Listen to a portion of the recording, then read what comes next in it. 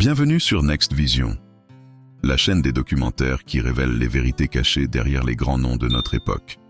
Il est 9h05, ce mardi 21 octobre 2025. Paris s'éveille sous un ciel gris. Devant un immeuble du 16e arrondissement, des dizaines de journalistes attendent.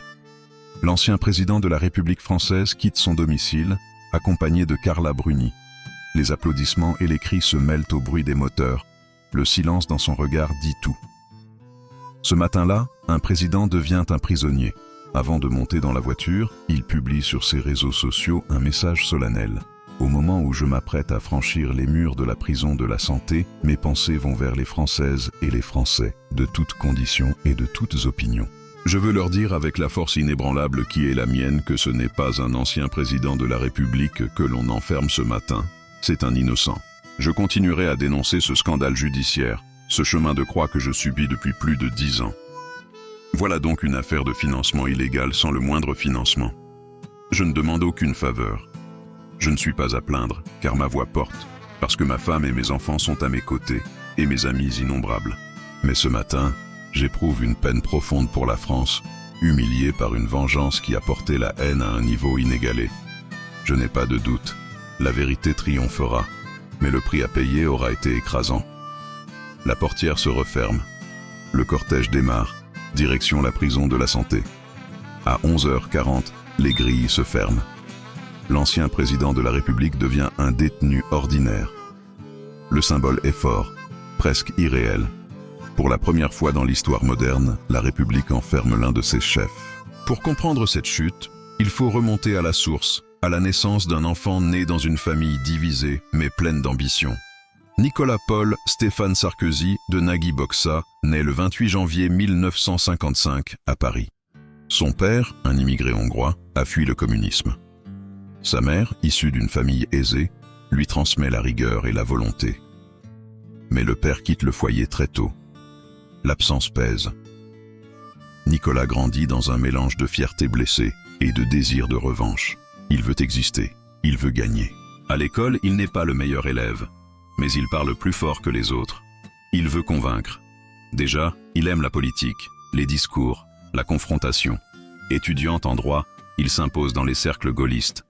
Il croit au mérite, à l'effort, à la France forte. À 28 ans, il devient maire de Neuilly-sur-Seine, la commune la plus riche de France. Un exploit. Il est charismatique, pressé, ambitieux. Il attire les caméras. Il sait séduire. Lors d'une prise d'otage dans une école maternelle, il se rend sur place, négocie lui-même avec le ravisseur, sauve les enfants. Ce jour-là, la France découvre son visage. Celui d'un homme qui n'a peur de rien. Dans les années 90, il grimpe vite. Ministre du Budget, porte-parole du gouvernement, puis ministre de l'Intérieur. Il devient incontournable. Sa méthode, parler fort, agir vite, imposer son rythme. Son énergie fascine et agace à la fois. Il promet l'ordre, la sécurité, la réussite. Il domine l'espace médiatique. En 2004, il prend la tête du grand parti de droite, l'UMP. Il vise déjà la présidence. En 2007, il remporte l'élection présidentielle. Sur la place de la Concorde, la foule acclame son nom. Il promet une république du mérite, du travail et de la transformation. Pour beaucoup, c'est l'incarnation d'une nouvelle ère, celle du mouvement et de l'efficacité. Mais les premiers signes d'excès apparaissent vite. Le dîner au Fouquet's, les vacances sur le yacht d'un industriel, son mariage avec Carla Bruni sous les flashs des photographes. Le peuple découvre un président de la jet-set, ami du luxe et du pouvoir économique. Le président Bling Bling, comme on le surnomme alors, divise la France. En 2008, la crise financière mondiale éclate. Les banques s'effondrent, les marchés s'affolent. Nicolas Sarkozy réagit rapidement, convoque les dirigeants du G20, sauve le système financier européen. Son autorité s'impose. Mais la crise laisse des cicatrices profondes. Le chômage monte, la colère gronde, le pays s'épuise. Sur la scène internationale, il multiplie les gestes forts. Il ramène la France dans le commandement intégré de l'OTAN, prend la tête du G20, intervient en Géorgie, puis en Libye. En 2011, il s'oppose à Mouammar Kadhafi, qu'il avait pourtant reçu à Paris 4 ans plus tôt. Il soutient les frappes aériennes qui conduisent à la chute du dictateur. La victoire semble totale, mais personne ne se doute encore que ce conflit, cette guerre lointaine, deviendra plus tard la cause de sa chute. En 2012, il se représente. Sa campagne est dure, tendue. Il affronte François Hollande. Les Français aspirent à l'apaisement. Il perd. Ce soir-là, il annonce qu'il quitte la vie politique. Mais il ne tiendra pas parole. 2 ans plus tard, il revient à la tête de son parti, désormais appelé les Républicains. Il veut sa revanche. Mais la justice, elle, ne l'a pas oublié. Les enquêtes s'accumulent. Les convocations se succèdent. D'abord, l'affaire Bettencourt. On l'accuse d'avoir reçu de l'argent liquide de l'héritière de L'Oréal pour financer sa campagne. Il sera finalement relaxé. Mais l'image d'un président aux amitiés douteuses reste. Puis vient l'affaire Big Malion. Les juges découvrent un système de fausses factures destiné à masquer des millions d'euros de dépenses électorales. Sarkozy nie, mais la justice le condamne à 1 an de prison ferme.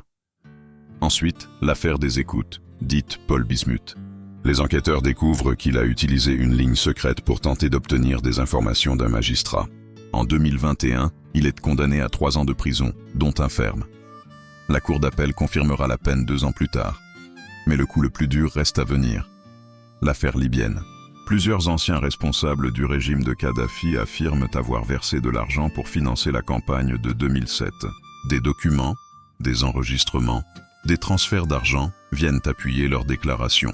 En mars 2018, Nicolas Sarkozy est placé en garde à vue. C'est une première dans l'histoire de la République. Il clame son innocence. Il parle d'un complot, d'une vengeance politique. Mais les juges continuent. Ils recoupent, enquêtent, interrogent. En 2025, après des années de procédure, le verdict tombe. 5 ans de prison, dont 2 ans ferme, pour financement illégal de campagne et association de malfaiteurs. Cette fois, la peine est exécutoire. Pas d'appel suspensif, pas de délai. Le 21 octobre, il doit se présenter à la prison. 9h05. Il quitte son domicile. Carla Bruni l'accompagne jusqu'à la voiture. Les regards sont lourds, la tension est palpable. Le véhicule s'éloigne. Quelques minutes plus tard, il franchit les grilles de la prison de la Santé. L'ancien président entre dans sa cellule. Un lit, un bureau, quelques livres. Il est à l'isolement, pour sa sécurité. Les portes se ferment. Le silence retombe. Dans le pays, les réactions fusent.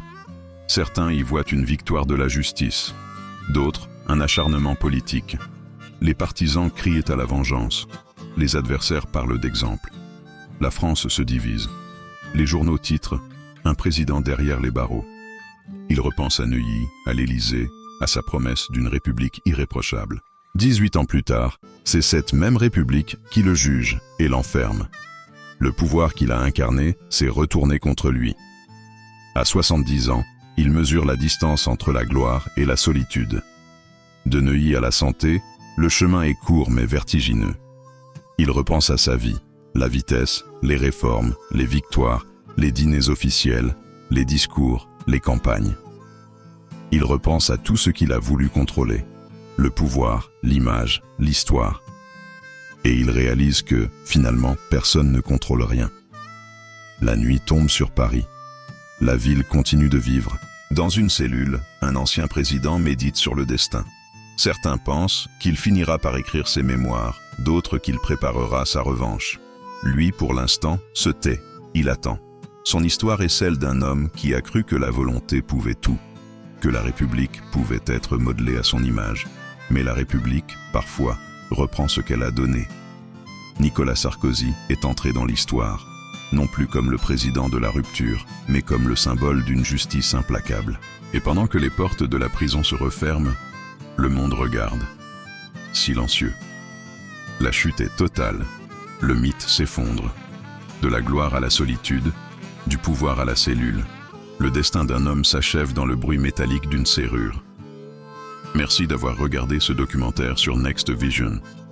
Abonnez-vous, activez la cloche pour recevoir nos prochaines enquêtes et partagez cette vidéo pour que la vérité continue de circuler. Ici, sur Next Vision, chaque vérité compte.